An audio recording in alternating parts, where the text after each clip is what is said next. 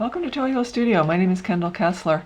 I've been doing a number of demo paintings, some of them abstract, some of them kind of made up, where I just put a lot of colors down and see what happens and then bring some forms out. And sometimes I work from a sketch, and I decided to work from a sketch this time, although I am not going to make an owl with the correct colors. This is actually a sketch of a gray owl, and I'm just going to really play around. First I thought I would do a real representational, pretty much the way things look, painting, and I thought, no, I want to play. I like to really play with colors and do fanciful things. I'm going to start right around in the eye area and just really play. I have to use a small brush for this area, and just going to see what happens. May have to do a whole lot of this one off of the camera, because anything biological really does take a lot of time, no matter how you do it. It's just a lot of work. But since I also want to make it real fanciful, it's going to really take some time. A while back I did a painting of a bald eagle in a very fanciful way, where I really brought out warm and cold colors and real strong brushwork. And a really great couple in New Jersey bought it, and they said they would just love it. There's so many different kinds of arts, everybody knows, and I just like them all. I'm just fascinated with all different kinds of art. And you probably noticed that the owl is turned.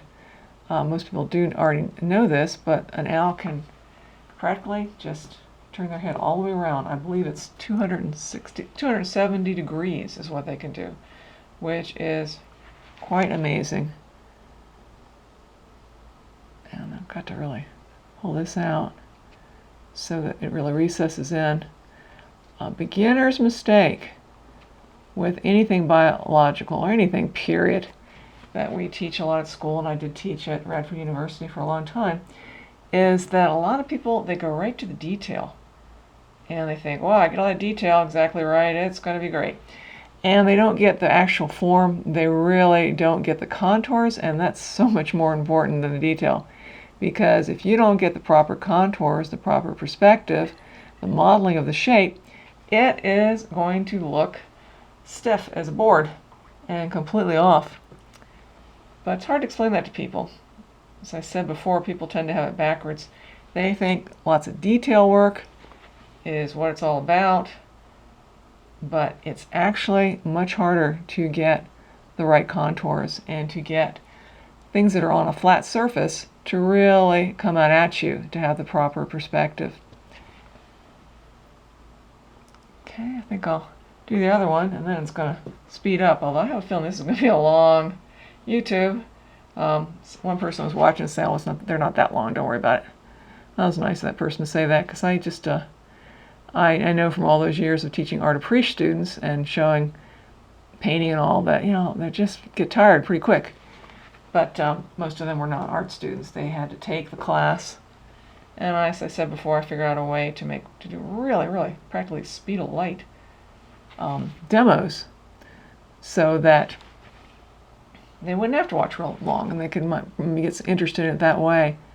And then I also made them do artwork. And most of them really got into that, because after a whole semester of that, I think a lot of them started to understand what I was talking about. That it's really not just it's not a matter so much of reproducing things, it's a matter of arrangement. That the artist arranges artwork. And when you have to do that kind of arranging, you start to see it in a different way. Yeah, I have a feeling it's going to be a long YouTube. Not even out of the eye area. And it's just barely started too. But anything biological really, really does take a long time. Once I get out of the eye area, that's going to go a lot faster. Get a bigger brush and all. But sometimes it's really nice just to work your way out of the tighter areas. And as I told drawing students when they're really trying to learn the figure, that it's easier to measure from an eye to a bottom of the nose than it is from the top of the head to the bottom of the head. That's just the way it works. And even though I'm going to essentially make this accurate, biologically accurate in terms of the shapes, it's going to get in some wild colors, which is what I love to do. And I'm really not happy with the eye area where the whites are. I want to get that jazzier, so I'm going to get some pink in there. And they're not done or anything. You can see I'm not getting right on the different areas, and they probably look really clunky right now, but I will get back to them. Probably a whole lot of this is going to be done off camera so that it's not so long. I'm still thinking about doing one of those time lapse, but I'm so busy all the time I haven't gotten around to how that's supposed to be done. I did see something about how you can put two together and all, and I don't know. There's all kinds of different things out there that you read about on the internet. But still considering doing that.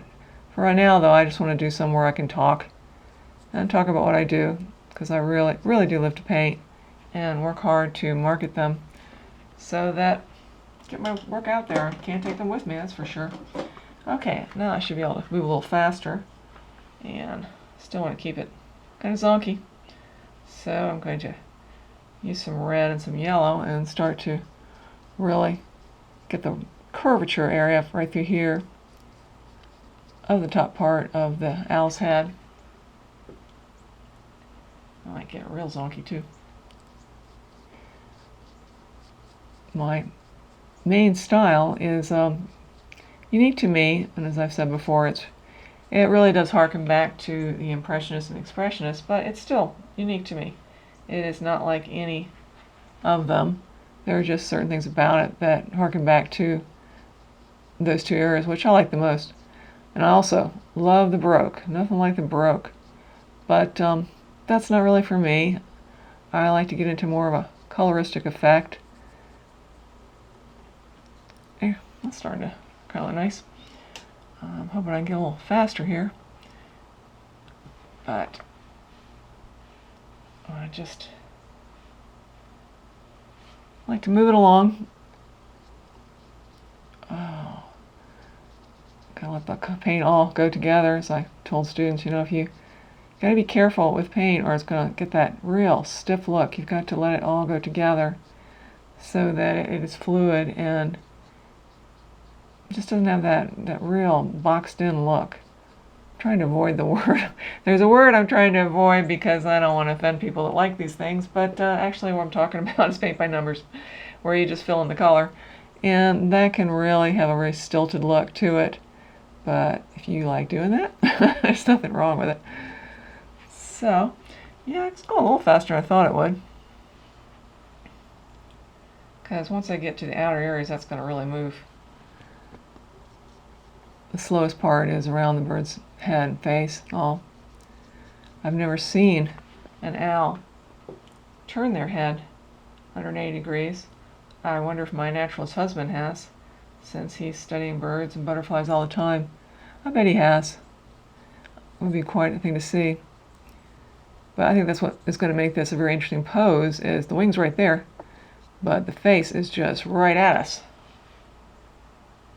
I think I'm going to get a little more zonky.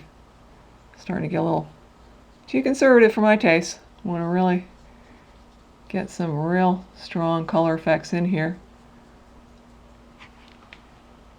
And I always love to use a lot of blue greens. I know I've said that before too. But I really get into that color. And as I said before also, red-green contrast. I'm really into that. But I just love the accents of this particular color. I think it always does a whole lot for a painting, for this type of painting. And it's beautiful in any painting. Just a really gorgeous color. Okay, I might start using a bigger brush soon and maybe just come back to this area. Just do a little tiny bit more. Get some purple into it. The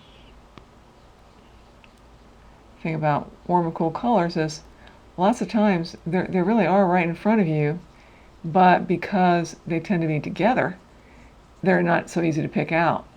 What I mean is, if there's a shadow on a warm colored object, then they kind of go together, and warm and cool colors can cancel out to gray.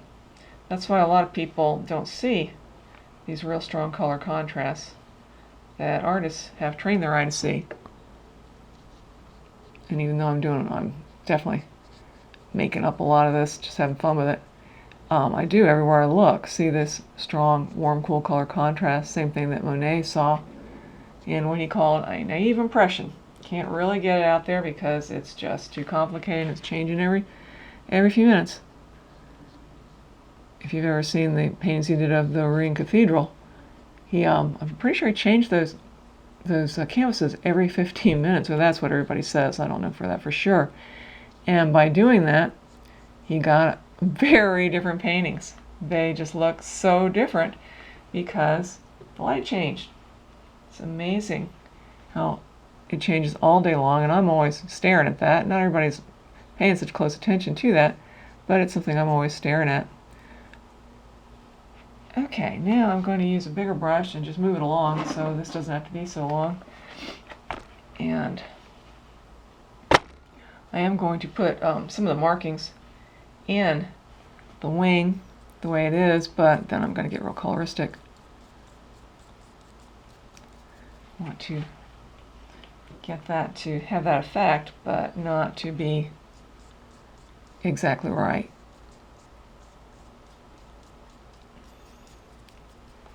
And then the front, I'm going to use a lot of pink in the front. Really do like pink. I always like to add a little yellow to it too, because that's where, oh, that's fun. That's where the front part of the bird is. And the head is just turned so beautifully too.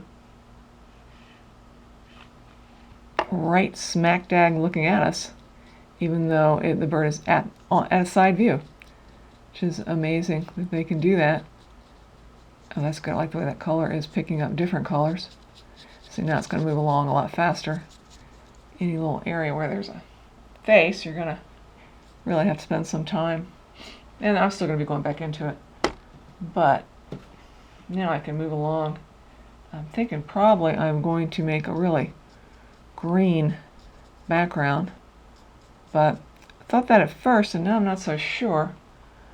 I might make it more of a yellow background, since I didn't get as red as I thought I was going to do in this. Getting more greens, pinks and stuff, and just really having fun. So I might do that with yellow, and then I might change at the end. Like I say in all these, be sure to look at to click on the link. There will be a link for the final painting that I took more time on. Sometimes a little bit more time, sometimes a whole lot more time. It just depends. So much of paint is a decision-making process, which you really get into if you do artwork, and you start to see that there's so much more to it than looking at what's in front of you and painting it.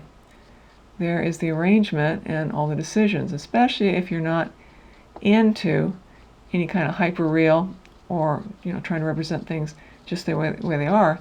If you're really into expression like I am, and as I've said before, I can do that, and I certainly will for a commission. Anybody out there wants me to reproduce a photograph, no problem. I never thought that was very difficult, and I was real surprised to see that people were so impressed with that.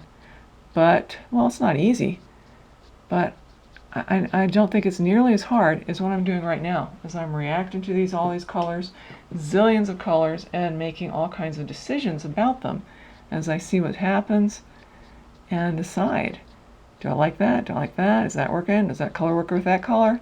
What about the brush stroke? Is that expressing something strong, or is it just sitting there looking kind of boring? And this is, to me, so much more of art is all about.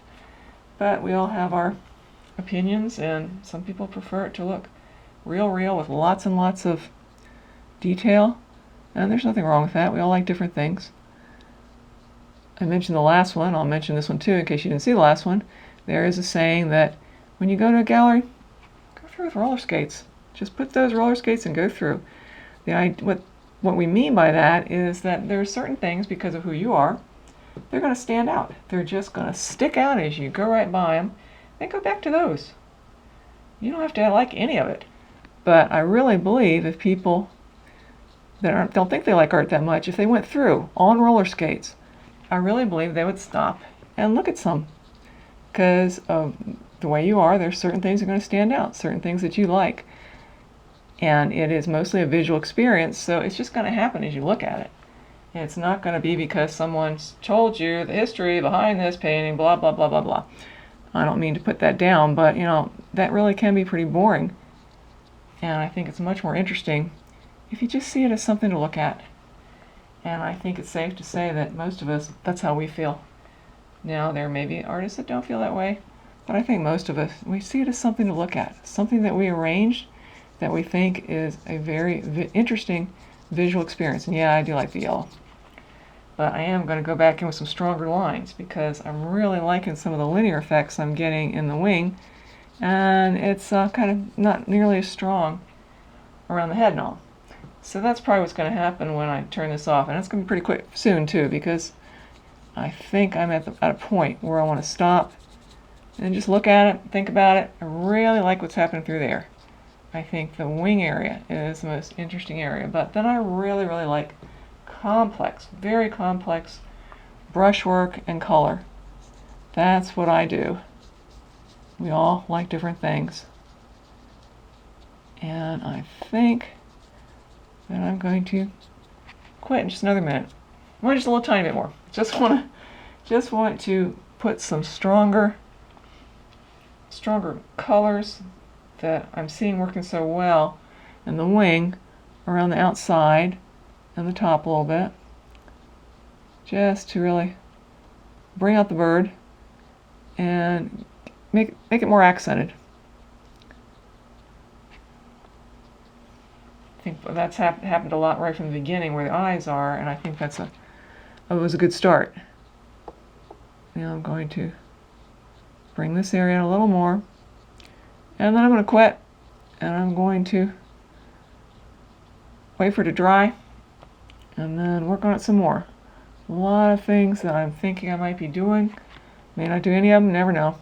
Well, I'm going to do some for sure, but I may not do exactly everything I'm thinking of doing. But I do want to get more of a linear effect in it because I think that's working really well. All art is a bunch of textures, lines, shapes. It's all an arrangement. And I'm starting to really like the way this is arranged, and I've got to decide what to keep and what to take out. Thank you for watching. Be sure to click on the final link to this painting and to other paintings like this, and to look at all the different stuff I do. I am very versatile.